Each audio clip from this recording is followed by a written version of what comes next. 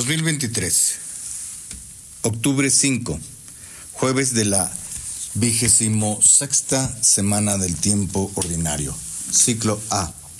Evangelio de nuestro Señor Jesucristo según San Lucas, capítulo 10, versículos del 1 al 12.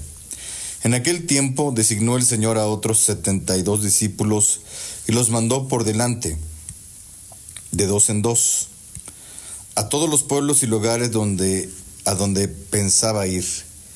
Y les dijo: la cosecha es mucha y los trabajadores pocos. Rueguen, por tanto, al dueño de la mies que envíe trabajadores a sus campos. Pónganse en camino. Los envío como corderos en medio de lobos. No lleven ni dinero, ni morral, ni sandalias, y no se detengan a saludar a nadie por el camino. Cuando entren en una casa, digan: que la paz reine en esta casa. Y si allá hay gente amante de la paz, el deseo de paz de ustedes se cumplirá. Si no, no se cumplirá. Quédense en esa casa, coman y beban de lo que tengan, porque el trabajador tiene derecho a su salario. No anden de casa en casa. En cualquier ciudad donde entren y los reciban, coman lo que les den.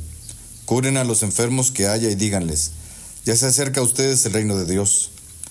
Pero si entran en una ciudad y no los reciben, salgan por las calles y digan: hasta el polvo de esta ciudad que se nos ha pegado a los pies nos lo sacudimos, en señal de protesta contra ustedes. De todos modos, sepa que el reino de Dios está cerca. Yo les digo que en el día del juicio, Sodoma será tratada con menos rigor que esa ciudad. Palabra del Señor.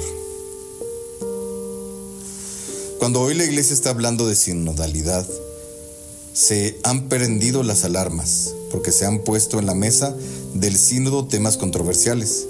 Sin embargo, como pasa siempre, inclusive con las palabras podríamos decir que depende en qué contexto asocies estas palabras.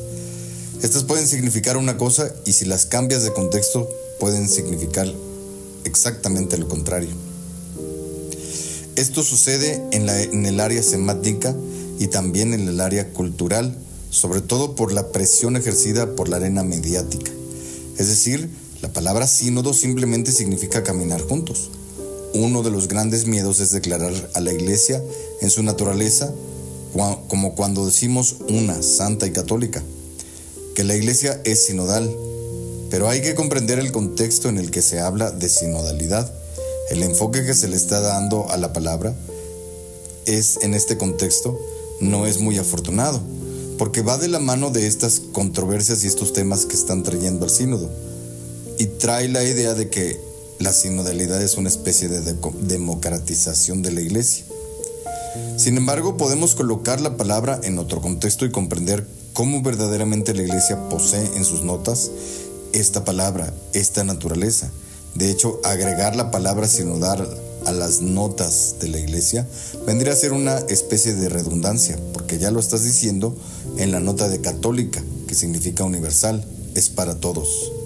Sin embargo, tal vez la palabra sínodo sea un poco más explícita de la catolicidad de la Iglesia, porque cuando decimos caminar juntos, lo estamos diciendo no nada más de los hombres y la Iglesia, como si la Iglesia por caminar con el mundo se vaya a ir por sus caminos, y no más bien comprender que el caminar no solo es de la Iglesia con el mundo, sino de Dios con el mundo y con la Iglesia.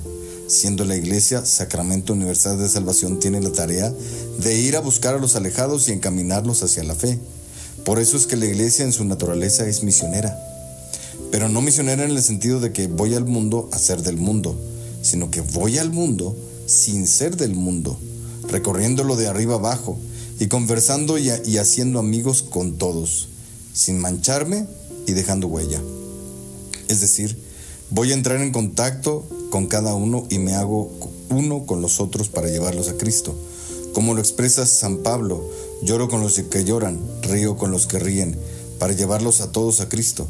Y comprendiendo que la Iglesia tiene que aprender a ser paciente y a encaminar a cada uno dentro de su propio contexto, dentro de su propio proceso, sin quemarle etapas y sin abandonarle a su suerte.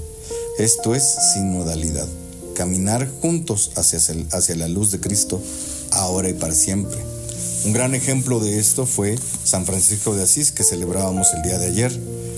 Un hombre santo, un hombre fiel a la iglesia, y sin embargo un hombre que supo conquistar inclusive el corazón de los musulmanes.